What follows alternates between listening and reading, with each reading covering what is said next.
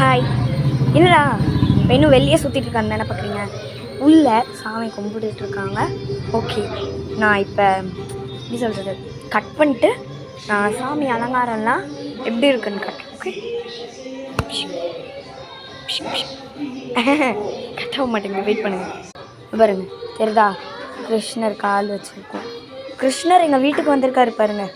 வெண்ணெயை தடவிட்டு காலில் வந்திருக்கு அப்படின்னு சொல்ல மாட்டேன், ஜஸ்ட் அ கோலம். All of you please be silent.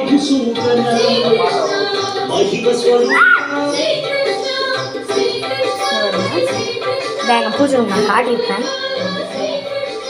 Hare Krishna Hare Krishna Krishna.